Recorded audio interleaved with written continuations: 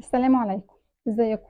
كل شوية حد يشتكي من ابني، انا زهقت منه وبضربه جامد بسبب شكوى الناس منه. دي شكوى متكررة لأمهات كتير. اول حاجة تعمليها لما حد يشتكي من ابنك، لازم تسمعي ابنك.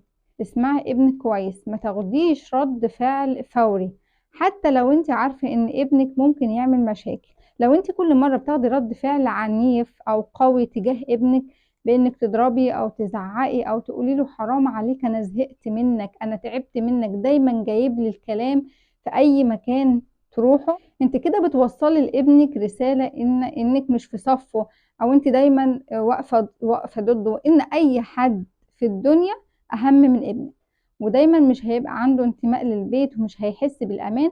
فبالتالي هتلاقيه بيكذب عليكي كتير، وهيزيد في شقاوته وفي عدوانه على أصحابه أو على أي أطفال يشوفهم.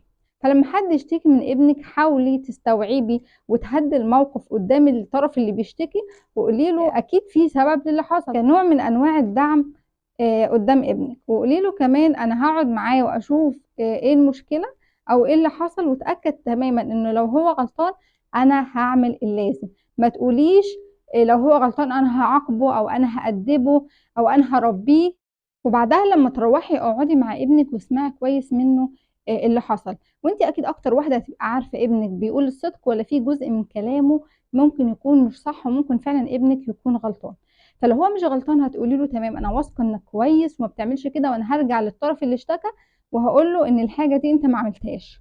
طيب لو حسيتي ان ابنك ممكن يكون غلطان، برضو تتكلمي معاه وقولي له اللي انت عملته ده ما ينفعش يتعمل تاني علشان كذا وكذا، وهتقعدوا طبعا تتناقشوا في الموضوع وتتناقشوا في الاسباب وليه الغلطة دي ما ينفعش تتكرر تاني. وقولي له انا واثقة انك مش هتعمل كده تاني. طيب هو فعلا ممكن الولد يكون مشاكس شوية وهيكرر الموقف ده مرة واتنين وتلاتة، انت ساعتها هتعملي ايه؟ انت برضو كرري نفس اللي انت عملتيه مرة واتنين وتلاتة. مع الوقت صدقا الولد هيهدى كتير.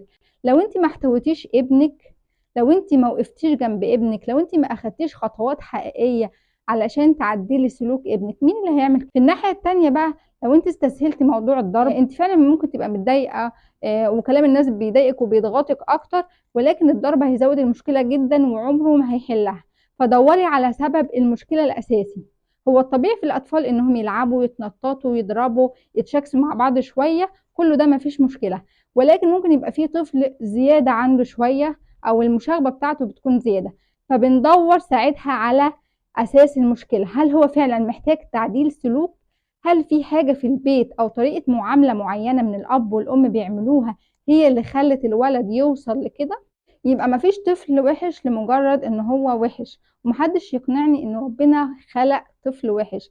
هو الاساس في الطفل ان هو كويس، لكن معاملتنا معاه وطريقة تعاملنا معاه في البيت هي اللي بتطلع سلوكيات من الولاد بتكون مش عاجبانا. ولازم نعترف بده. يعني ما تجيش ام تقول لي انا بضرب ابني وبزعق وبهدد وبعامله معامله قاسيه، وبعدين تقول لي الولد محتاج تعديل سلوك. لا، ساعتها الام هي اللي محتاجه تعديل سلوك مش الولد. فانت لما حد يشتكي من ابنك وتيجي تكسري ابنك قدام الشخص ده وتزعقي فيه وتضربيه، انت مستنيه منه ايه؟ اكيد هيزيد في اللي هو بيعمله، المشكله هتزيد عنده.